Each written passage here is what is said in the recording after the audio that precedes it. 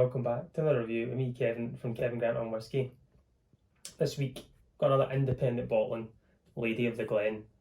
But before I start, I just want to say a huge thank you to everyone. I've finally hit 1,000 subscribers on YouTube, just over 1,000, which means I can go live. I can go live because I only use my phone, so I plan to start doing some lives and some kind of quirky things. So I appreciate everyone that's been following and subscribing. It's absolutely fantastic and very humbled by it all. So I thought I'd do something a wee bit special, something different as well this week. This isn't just any normal independent bottling whiskey. It's not finished in a sherry cask, it's not finished in a port cask or a wine cask. It's finished in something completely different. This is Lady of The Glen Teaninich. Teaninich is a Highland whiskey, Diageo owned. It's run very, very differently compared to other distilleries, even within the Diageo portfolio. But the quirky bit that we get to, the real fun bit, is this has been finished in an Aquavit cask. Aquavit is the first I've ever heard of. I had to do a little bit of research. It's a Scandinavian product. It's along the lines of a gin. It's a distilled spirit, usually vodka based, along those lines, and it's got either caraway or dill, I think, has to be the main part of it. Has to be in there to be called Aquavit. It's like gin has to have juniper, and if Aquavit doesn't have caraway or dill, then I don't think it can be classed as that. I might be wrong, but having a look at it, it's like that. So it seems like some sort of offset gin to an extent. Something that I've never tried. I don't know much about to know flavour and what it would do. But if we look at this here, single malt, rare cask, this is under Teaninich. It started its life in a hogshead, nice bourbon hogshead, and it was bottled in February of this year. But it was finished for 4 years. So about 8 years this has been a bourbon cask, and 4 years it's finished in this Aquavit. And the colour, this is natural colour, non-chill filtered, natural colour, 57.3% ABV, only 229 bottles ever made. Lady of the Glen is one of my favourite independent bottles for style, for price, for quality, for difference. Everything you need is very transparent on the bottle. But then I find this, and I don't know much about it, but that's the exciting thing in whiskey. It's good to find something exciting and different. We'll talk a little bit about Teaninich. As I say, it's a Highland distillery. It's not a million miles away from Dalmore, so we're kind of looking at Northern Highlands. But Teaninich is massive, a huge, huge capacity of about 10 million litres, I think it is. It's huge. But they do something completely different. They use, what I've had to write down here so I didn't forget, is a hammer mill and a mash filter. So what that means is when you go to distilleries and you see the mashing and the milling going on, you get grist, which is the kind of tougher parts of it. The hammer mill was smashing this down into a finer, more flour base and leaving the grist out of it. When it then goes into its mash filter, sorry, I mean, there's no husks in it. When it comes into the mash filter, it's lots of different levels, I think, and it goes down and down. It's coming out as a very clear wort. Something different. It's kind of more of a brewer's style of beer. I think they're the only distillery in Scotland that does the process this way. Everyone else is the kind of old school ways of milling and mashing. But they're doing it this way, mixed with the water, goes into a conversion vessel, and then it becomes out as a clear spirit, which a clear wort, which you don't really see as well. But so it's giving this very light, very nice texture, grassy notes. I think one of the taste notes they put in there as well is like a Japanese teas. So we're getting all these kind of fresh notes from it. And then we look at an Aquavit cask, Scandinavian, lots of different herbs and things in there. The colour, it's going to be wild. So Teaninich being very versatile, being the distillery that Diageo try and use their improvise and bring new things to the table. Like the mad scientist of Diageo is that distillery. That's where all the madness goes on, where they make things. It's made predominantly for blends, but they do have a flora and fauna Teaninich. If you ever get your hands on, that'll be the kind of best way to try Teaninich in its whole and what it should be like. But enough chat about that just now. Let's get on to nosing this whiskey, trying this whiskey with a little bit of water here as well, and seeing where we get. It's just the colour of it. If you're from Scotland watching this, you know what Iron Brew is. It's got a kind of Iron Brew amber hue to it.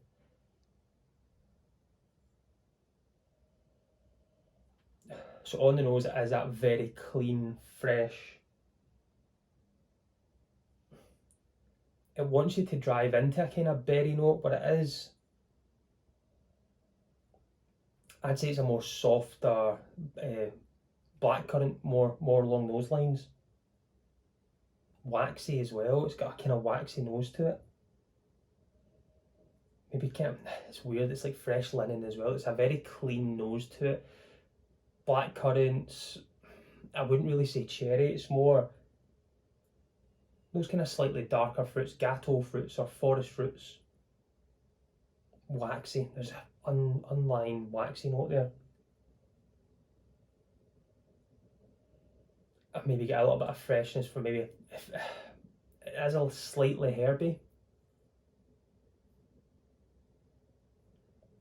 It's kind of foresty, forest pine needles. Slightly not earthy, it's just that kind of clean. It's clean, it's probably the best way to do it. Forest fruits and a gateau, you're walking through a forest and you're getting just that clean fresh air, but you're getting trees, you're getting leaves, you're getting the kind of the greenness from that in there. And that waxy note as well. Well, let's try this on the palate. It's got a really good nose, it's really different than what I expected or remember. Challenge everyone in to 1,000 subs. Appreciate it again.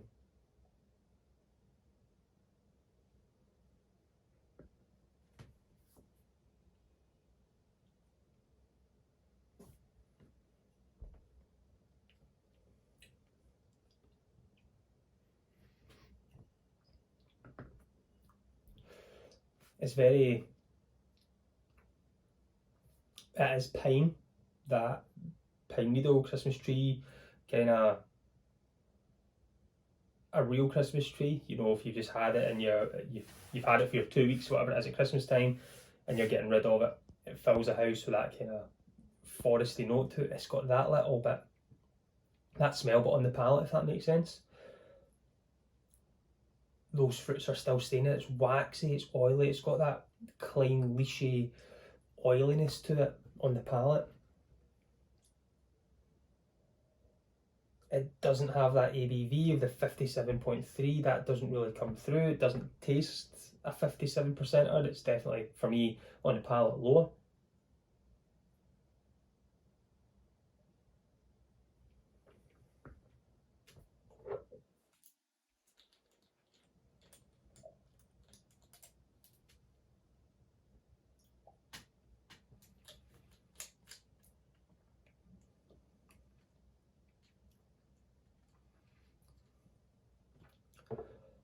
It does bring more, very piney, it's very long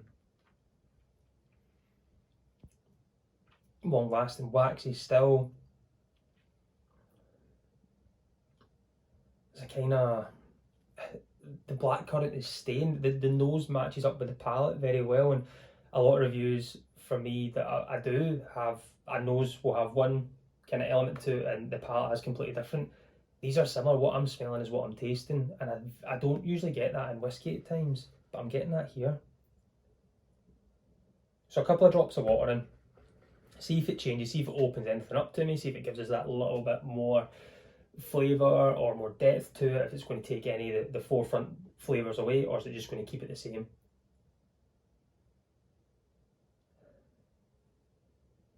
Just big bold blackcurrant. It's kind of like a mashed up blackcurrant though, maybe been muddled, you know, just before you make a cocktail, it's just been muddled. It's more that slight sharpness but the sweetness coming through. Piney. I know you look at gin, it's got all these different botanics in it, and there is that slight botanical hit, and I don't know if that's Aquavit Cask, 4 years we've had in it. There's a soft bourbon hit coming through there. There's that coconut shavings in the background. That sweeter.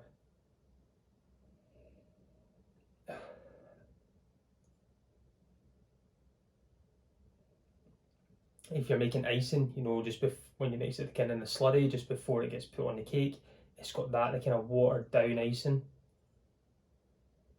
with muddle blackberries, black currants, and then that soft bit of pine, botanically trees and things.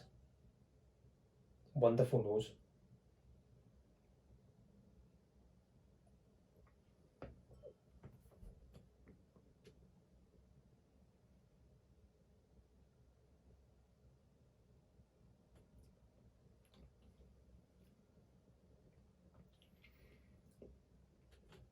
Not much changes on the palate.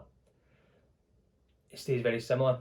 It's piney. There is that oaky, clean, kind of slightly tree sap, if that, just clean forest notes coming from it. And again, that could be the Aquavit. I really don't know. It's very enjoyable. It is a nice dram. Something different, something that I think if you've seen on a bar and someone says, I've got an Aquavit barrel and you didn't know what it was and it's at a good price, I'd be giving it a go. I think what Gregor does here with Lady of The Glen, he's not scared to try different things, you know, and that's 4 years in a cask that I've never heard of. 8 years in bourbon, 4 years in Aquavit cask, and we get this big, bold forest dram. You know, this is just a hiker's dram. If you like to hike and you like to walk through forests and mountains and things, this is a bottle you should probably take with you in your adventures. I think experiencing that walk, and then once you get to the top or you get to your destination from where you are, you treat yourself to something like this. This is like the kind of fresh outdoors in a bottle / glass for me. It's so waxy as well. Oily in the palate. It's a really good dram. A really good dram. I'm only going to have the one. I've not got much left. I think I'm going to savour this for someone coming round, or if someone really wants to try it. I'm quite happy to share, as I always do with my whiskey. But I'm going to go back now and just relax instead. Golf's finished, the Masters is finished. I'm a huge golf fan, so I've been watching that over the last few days and been able to just find some time to put this video together. So thanks again for everyone. It's my first video put out there since knowing I've hit 1,000 subscribers. It's honestly, it's overwhelming. I just can't say thank you enough to everyone out there. It's amazing, and I do hope on sometime next week to do a wee live, to go live and tell you my story of how I got into whiskey. So I'll maybe put something out there on my socials. So make sure you hit subscribe to the channel and you follow me on Instagram and Twitter, and you'll be able to find out if I can put something out early next week. If you want to come along, that'd be great. If you can't, don't worry about it. It's going to be my first time, but I'll try and put some lives out for everyone that's been tuning in. Another whiskey, another review, another time to go and relax and get set for a busy work week ahead. But as always, I've been Kevin from Kevin Grant on Whisky. Join me next week. Let's talk whiskey. Bye.